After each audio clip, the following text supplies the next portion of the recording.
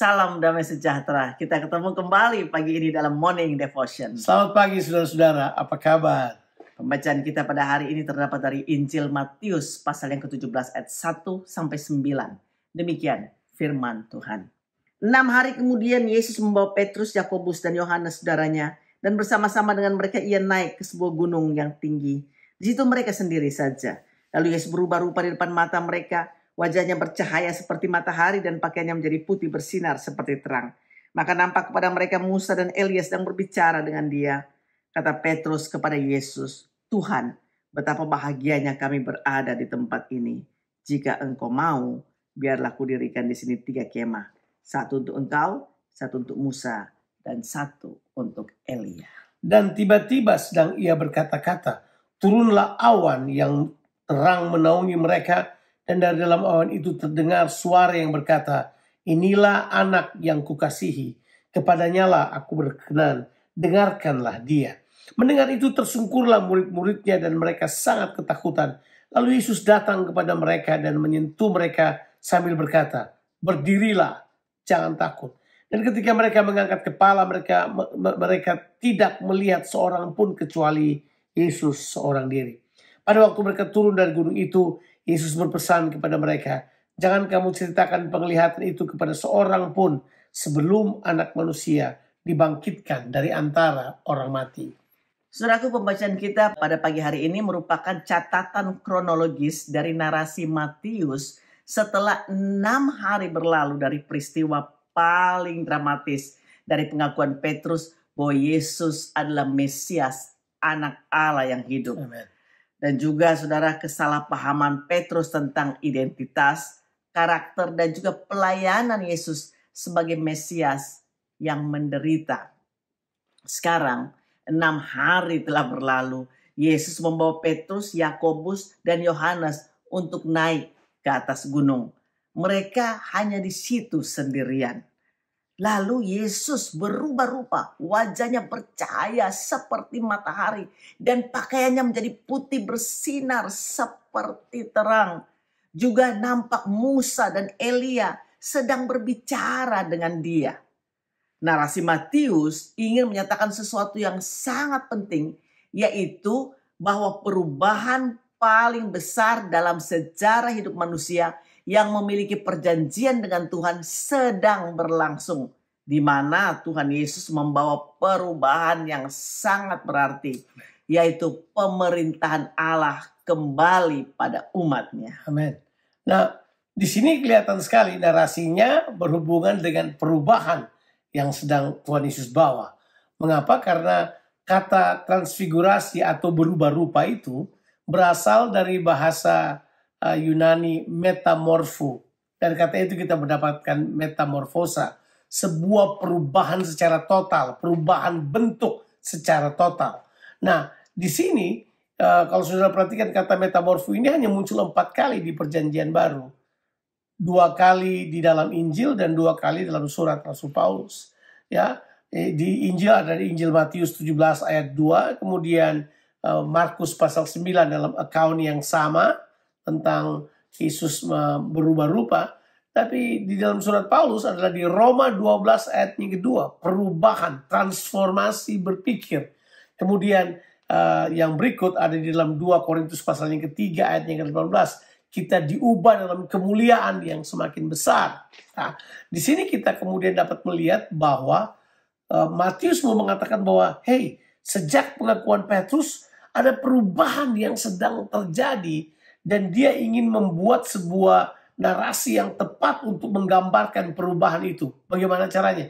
Yesus dinyatakan penuh dengan kemuliaan, kemudian hadir di situ adalah Musa dan Elia. Musa mewakili hukum Taurat, Elia mewakili para nabi. Itulah hukum Taurat dan para nabi, itu adalah gabungan keduanya merupakan apa yang disebut perjanjian lama. Musa dan Elia kelihatannya meneguhkan Yesus bahwa Yesus merupakan penggenapan dari perjanjian lama. Jadi Yesus sedang membawa sebuah pelayanan yang baru, sebuah gaya hidup yang baru, gaya hidup yang diperintah oleh Allah. Makanya zaman Yesus disebut sebagai perjanjian baru. Ya, saudara, yang menarik perhatian di sini adalah bagaimana reaksi Petrus yang meminta supaya dia diizinkan untuk memberikan 3 kemah. Yaitu kemah buat Yesus, kemah buat Musa, dan juga buat Elia. Di sini Petrus kelihatan memberikan sebuah respon secara spontanitas terhadap keadaan atau situasi yang belum pernah dialami. Dan belajar daripada pengalaman sebelumnya, di mana dia juga secara spontan menegur Tuhan Yesus karena sebuah pemahaman yang salah terhadap kemesiasan Yesus. Kali ini saudaraku, dia ingin memberikan sebuah solusi yang bersifat persekutuan atau fellowship dalam konteks mensejajarkan Yesus dengan Musa dan juga Elia. Ya, pada saat itulah turun awan yang terang menaungi mereka. Dan awan, saudara, kita tahu bahwa dalam konsep perjanjian lama itu berhubungan dengan kemuliaan hadirat Allah yang turun ke atas umatnya. Artinya Bapa hadir dengan kemuliaannya dan berkata, inilah anak yang kukasihi, kepadanyalah aku berkenan, dengarkanlah dia. Nah, itu dia kata kunci, bahwa daripada mensejajarkan Yesus dengan Musa dan Elia, ada intersepsi dari sorga yang berkata begini, enggak, dengarkanlah dia. Ya, amin. Karena di dalam perjanjian baru, dialah yang merupakan fokus. Dia merupakan titik tolok ukur. Dia merupakan titik awal dari semuanya. Dialah yang memulai iman dan akan menyempurnakannya. Ya. Makanya dibilang, hey, dengarkanlah dia. Kata dengarkanlah dia ini sebenarnya adalah hal yang terpenting bagi kita untuk dapat menikmati perubahan-perubahan yang Tuhan akan bawa. Dengarkanlah dia. Luar biasanya, setelah kata itu muncul, murid-murid langsung tersungkur ke tanah. Mereka kemudian menjadi sangat takut.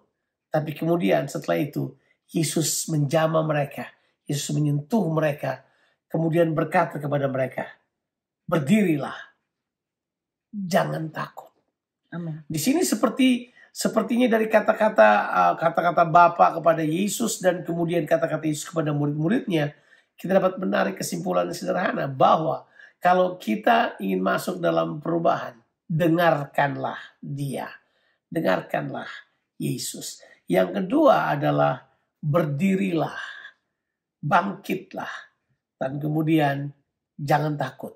Perubahan boleh terjadi, kita tidak perlu takut.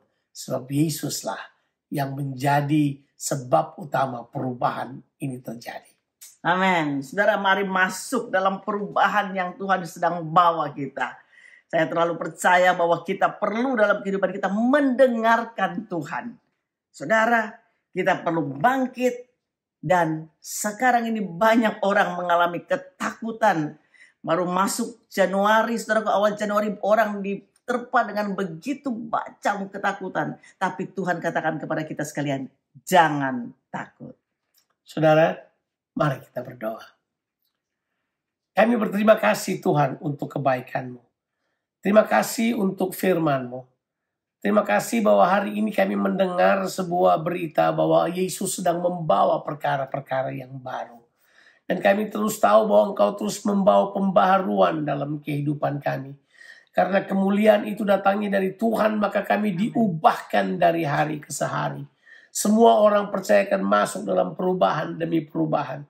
Ya. Engkau adalah Tuhan yang dahsyat. Terima kasih buat perubahan yang Engkau bawa. Bantu kami untuk masuk dalam perubahan yang Engkau bawa. Bantu kami untuk terus memandang Engkau, mendengarkan Engkau. Dan kemudian kami bangkit serta mempersiapkan diri kami. Supaya kami tidak perlu takut menghadapi perubahan-perubahan ini. Karena Engkau ada dalam perubahan. Engkau adalah Tuhan perubahan. Engkau yang membawa perubahan supaya kami semua menjadi serupa dengan gambaran Yesus Kristus. Untuk itu Tuhan terima kasih. Berkati kami semua. Berkati semua orang yang mendengarkan Morning Devotion ini. Biar hari ini kami dikuatkan oleh Tuhan. Terima kasih banyak Bapa di sorga. Di dalam nama Tuhan Yesus Kristus. Amin. Have a blessed day, saudara. Tuhan Yesus memberkati kita sekalian. Amin.